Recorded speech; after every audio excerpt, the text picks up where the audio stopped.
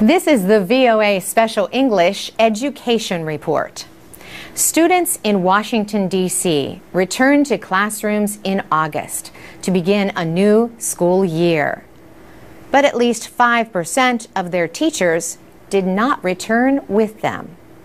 In July, the District of Columbia Public Schools told 206 teachers that they were not good enough to stay.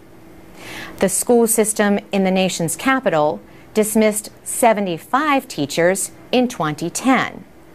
It was the first year of a new teacher rating system. Experts say such large numbers of dismissals are rare in American schools. But in Washington, the rating system is not governed by the labor contract with the teachers' union. So school officials have more freedom. The system is called impact. Teachers are observed in the classroom 5 times a year for at least 30 minutes each time. They are also judged by student test scores. Administrators rated 65 of the 206 teachers as ineffective. The others lost their jobs because they were rated minimally effective for a second year. Emily Cohen at the National Council on Teacher Quality, a private research group, praises the impact system. This is an evaluation instrument that is finally able to capture who is highly effective and who is ineffective, and who could be doing better and could use some assistance. Most evaluation instruments in the country do not capture teacher performance. All teachers are rated satisfactory. Some Washington teachers say their ratings depend too heavily on test scores. For some teachers, half of their rating is based on how well their students do. But Emily Cohen says testing is probably the most objective data that we have on teacher performance.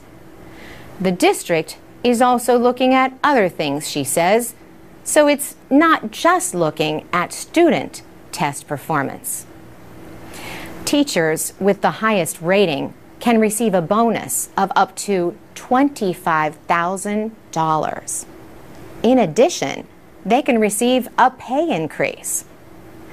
Almost 60% of the teachers who were rated minimally effective in 2010 stayed in the school system and improved.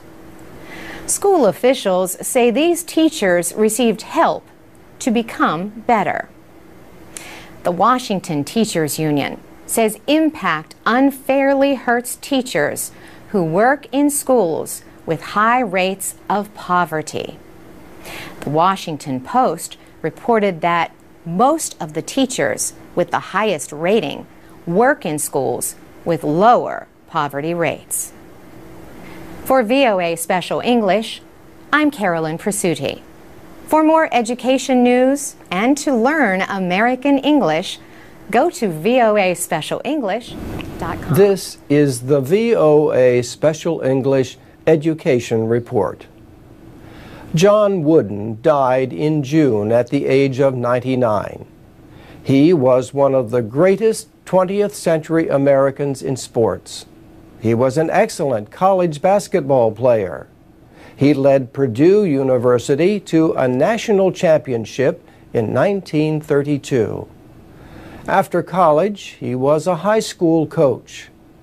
He also taught English for 9 years. But where he really made his mark was at the University of California, Los Angeles. He was head coach of men's basketball for 27 years. His teams won a record 10 national championships.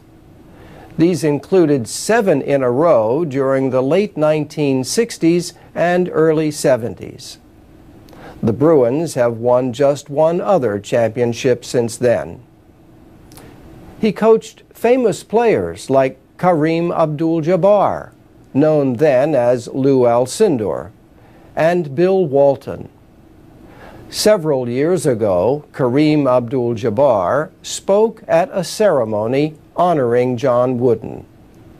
He said, "Many top athletes worry that they will be exploited for their skills by their coach. But that was not the case with John Wooden. The coach was praised for how he taught the basics of the game, like passing, defense, and moving without the ball. But he also offered life lessons as a speaker and author. His books included the self-improvement guide, Pyramid of Success. At a speaking event when he was already in his 90s, he explained that his father had taught him a few things about success. He said, "I was raised on a small farm in southern Indiana. Dad tried to teach me and my brothers that you should never try to be better than someone else. Always learn from others, and never cease trying to be the best you can be. That's under your control." Those words later helped him with his own definition of success. He said, "Peace of mind attained only through self-satisfaction and knowing you made the effort to do your best. I believe that is true. If you make the effort to do your best, trying to improve the situation that exists for you, I think that is success, and I do not think others can judge that." His wife of 53 years, Nell, died in 1985. At UCLA, the man known simply as Coach had a record of 620 wins and 147 losses. Current coach Ben Howland calls John Wooden the greatest coach in the history of basketball. And that's the VOA Special English Education Report. This is the VOA Special English Education Report. The International Baccalaureate Organization was founded in 1968. It works with schools in 143 countries to offer programs for students aged 13 to 19. These programs, it says, help develop the intellectual, personal, emotional, and social skills to live, learn, and work in a rapidly globalizing world. The organization says IB programs are in more than 3,000 schools. The majority of these schools offer IB diploma programs. High school students have to complete 6 courses, pass exams, and write a 20-page paper to earn an IB diploma. The courses are in humanities, science, arts, math, a second language, and their own language. Students can also attend special events. Recently, more than 300 IB diploma students from 13 countries attended a conference at the University of British Columbia in Canada. The 5-day conference was called The New Sustainability, Making Things Better, Not Just Less Bad. The students heard from professors, graduate students, activists, and others.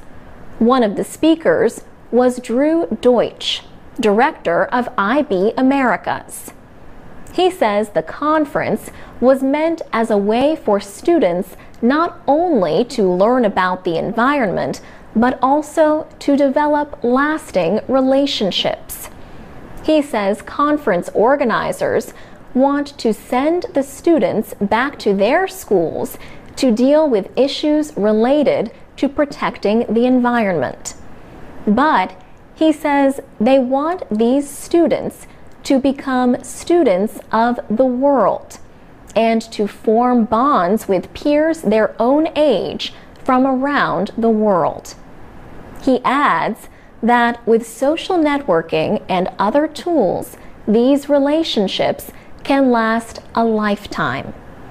17-year-old Itzel Chavez is a student at the International School of Beaverton in the American state of Oregon.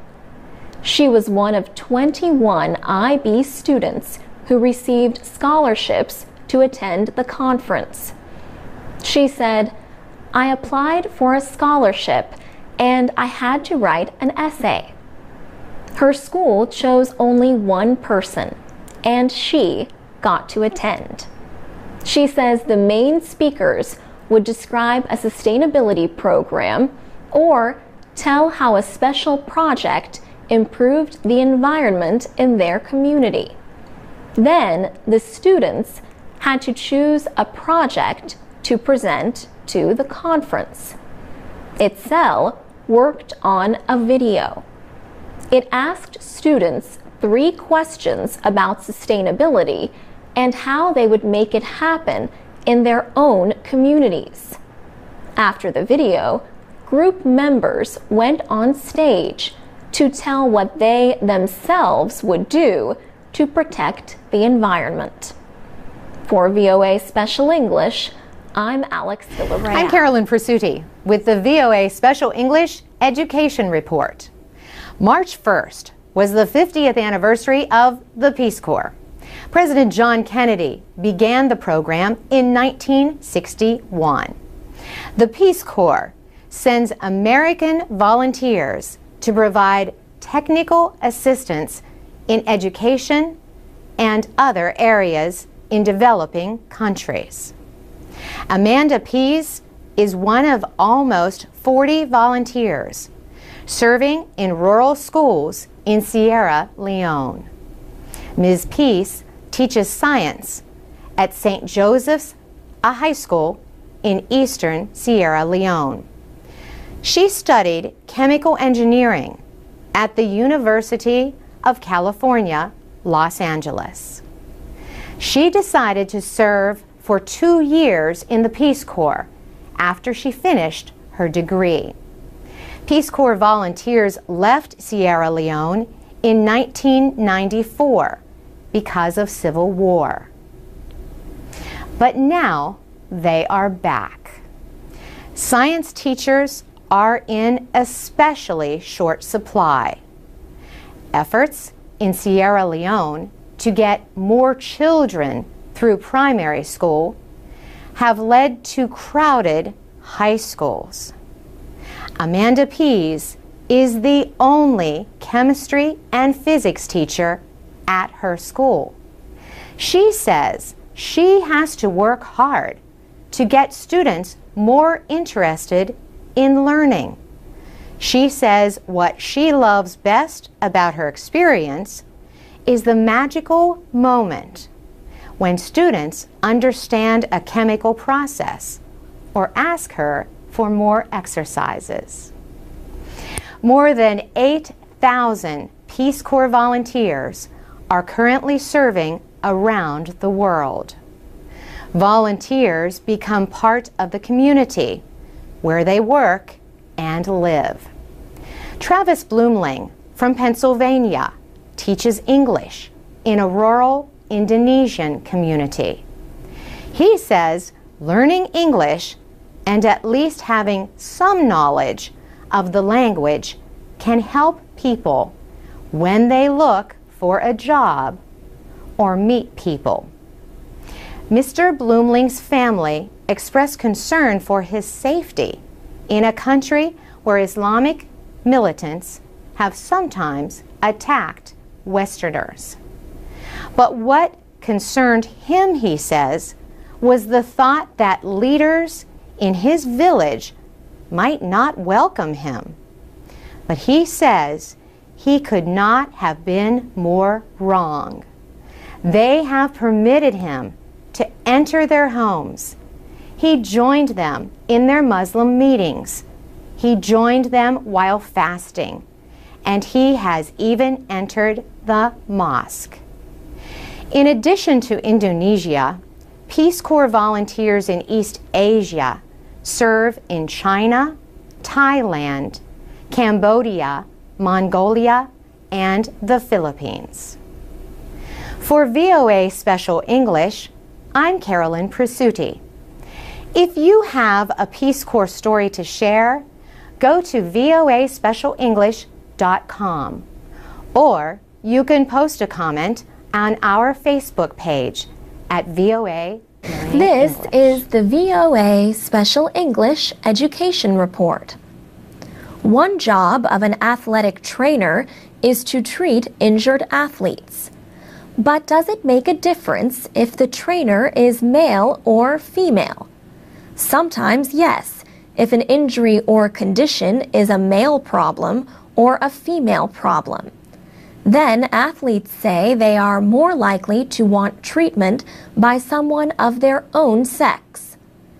But what about a problem that could affect either sex, like a dislocated shoulder? Researchers at North Carolina State University asked male football players at 2 American colleges.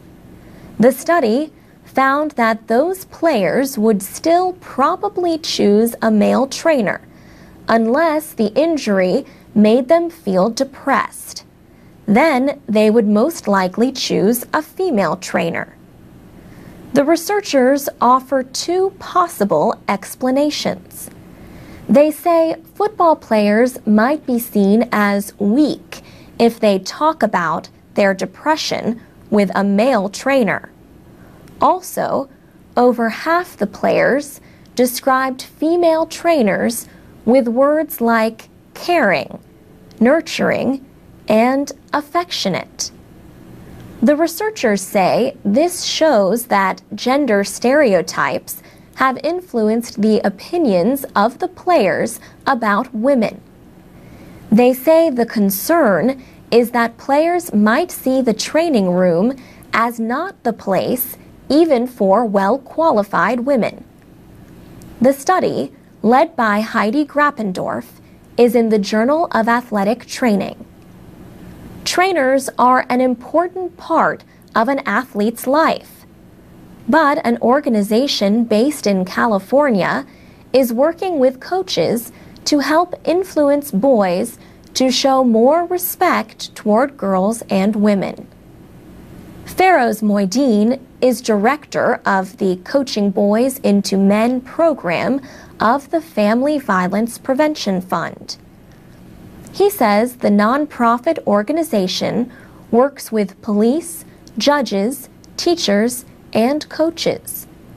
He says the group used $1.5 million donation from the Nike Foundation to expand the program to cricket players in India. He said they used the power of cricket coaches to educate boys about healthy and respectful behavior toward women and girls. Written materials are also being provided to other countries through UNICEF, the United Nations Children's and Educational Agency. Brian O'Connor of the Family Violence Prevention Fund says young men need guidelines in how to treat young women, in person or online. He says problems include unwanted or excessive text messaging or breaking into someone's Facebook account. He says this digital dating abuse has increased through technology.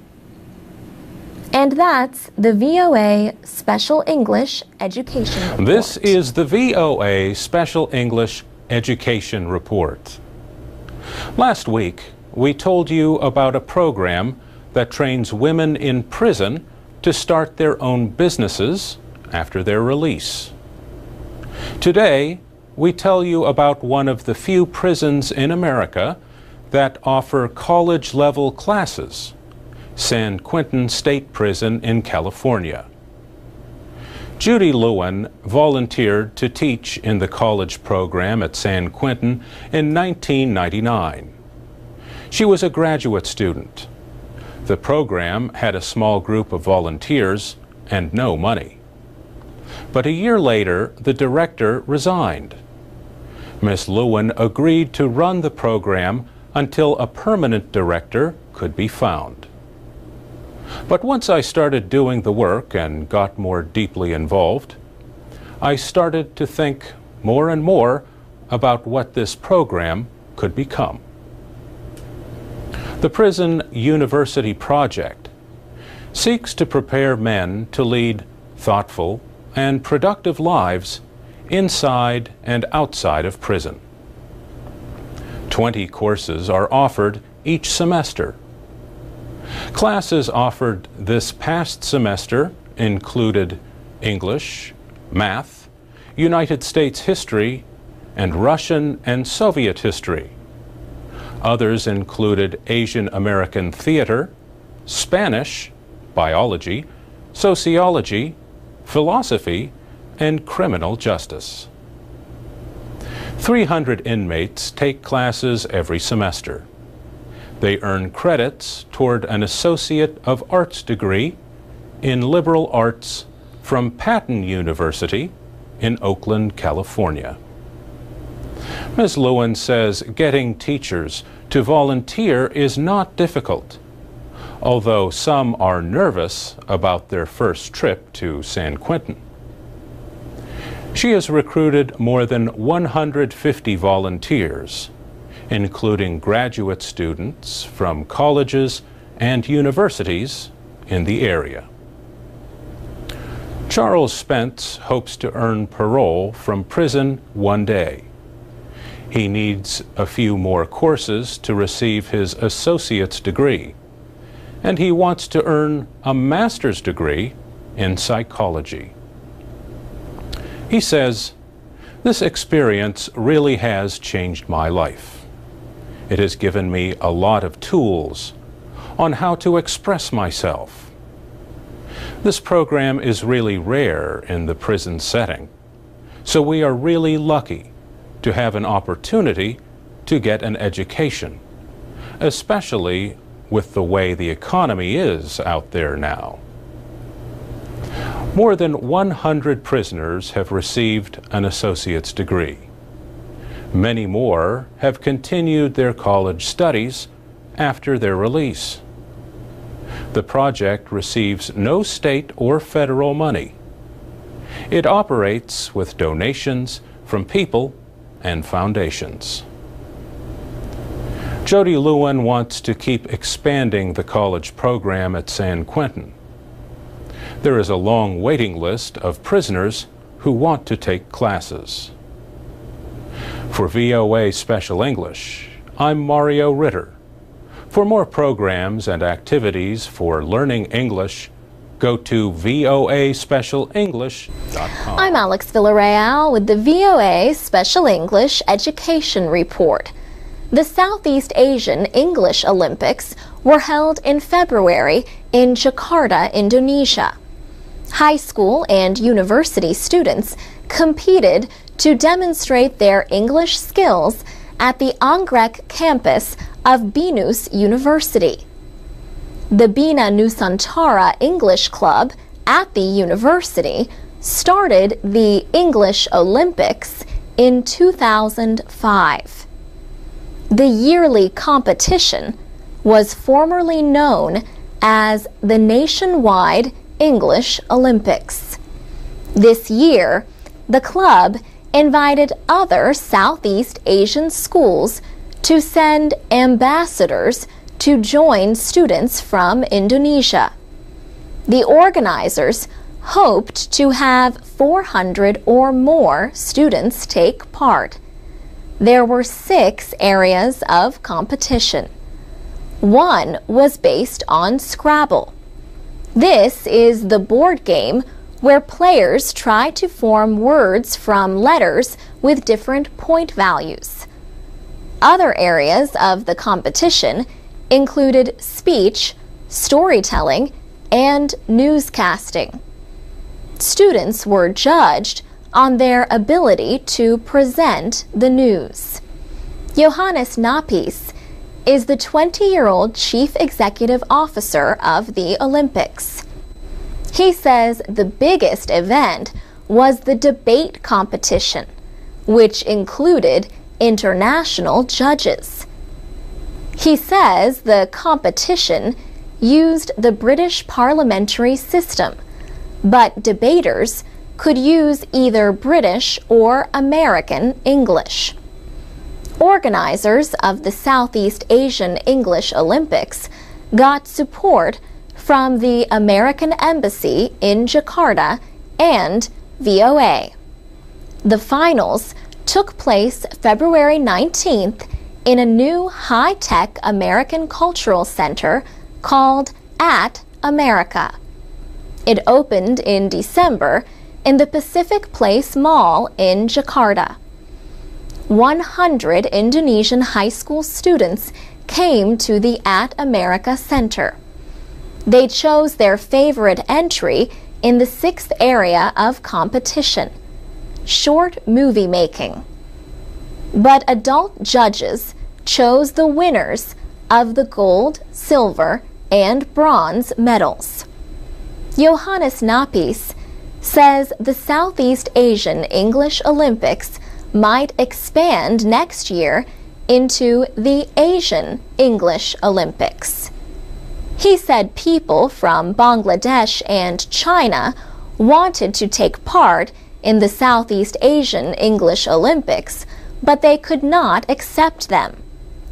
So, he thinks they have a good chance of expanding the competition into other parts of Asia next year. For VOA Special English, I'm Alex Villarreal. Our programs are online with transcripts and MP3 files at voaspecialenglish.com. You can also comment on this and other stories. And you can find us on Facebook at VOA Learning English. This is the VOA Special English Education Report. We had a question from China, from a listener who wanted to know about John Dewey. John Dewey was an influential thinker and educator. The New York Times once called him America's philosopher. Larry Hickman is director of the Center for Dewey Studies at Southern Illinois University, Carbondale. He was not surprised that the question came from China. Mr. Hickman told us he just returned from 2 weeks of meetings in Beijing in December. He and Chinese educators discussed the close relationship between Dewey's ideas and those of Confucius. He also worked with a group of Buddhists who like Dewey's work very much because it goes along with some of the ideas of Mahayana Buddhism. John Dewey described his ideas in books including Democracy and Education, The School and Society, and How We Think. Mr. Hickman said Dewey was perhaps the best-known philosopher, educator, and public intellectual of the 20th century. He was active in many fields, including education, philosophy, psychology, and humanistic and humanitarian affairs. He was an important influence in the founding of the American Association of University Professors and the American Civil Liberties Union. He was also influential in the founding of the National Association for the Advancement of Colored People, although he himself was white. John Dewey was born in Burlington, Vermont in 1859. He was influenced by the scientific work of Charles Darwin. He was also influenced by the work done with immigrant English learners in Chicago by Jane Addams. She was a social worker and the first American woman to win the Nobel Peace Prize. And Dewey was influenced by observing his own children.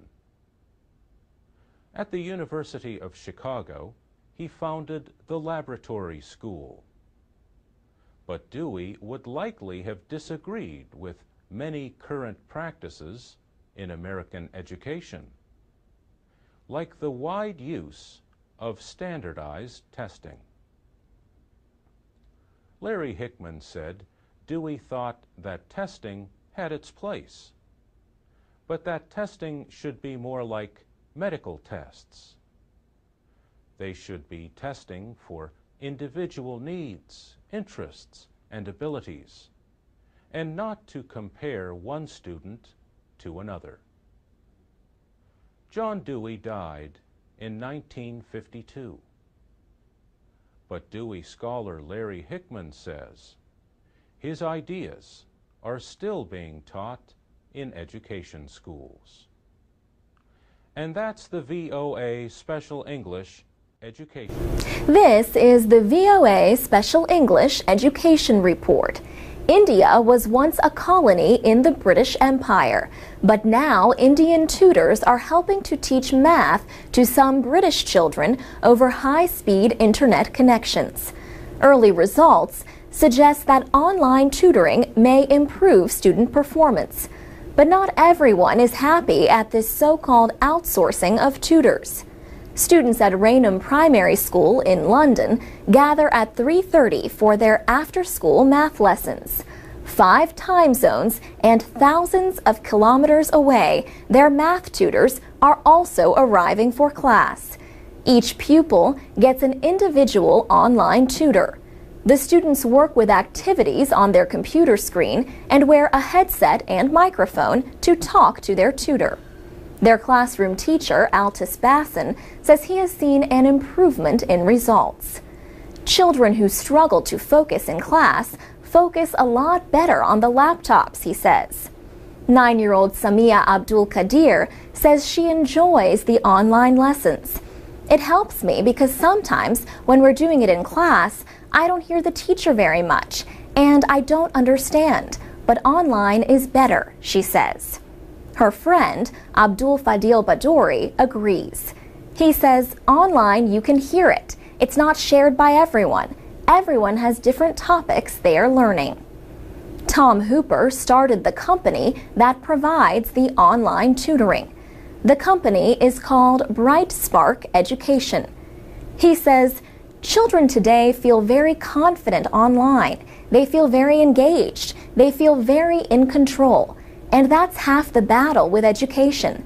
Give them control, make them feel confident and enjoy their learning, and you'll see them start to improve and embrace it.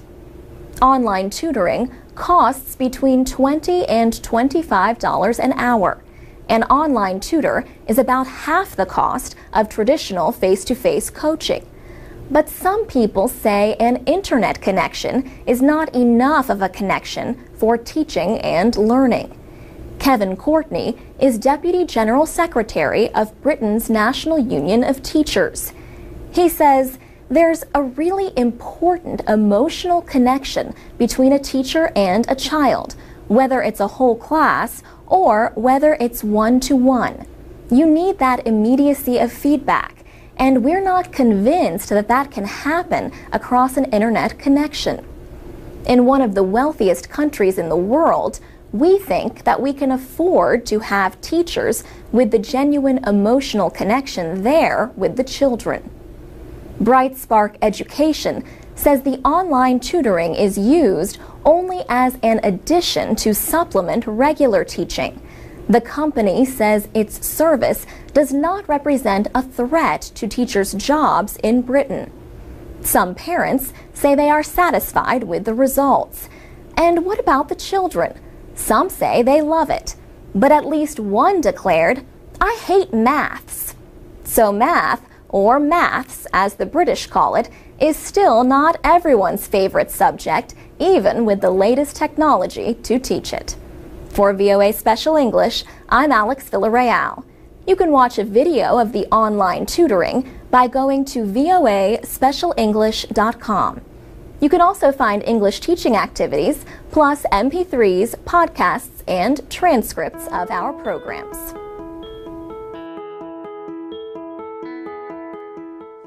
From VOA Learning English, this is Education. Immigration reform is a top policy goal this year in Washington.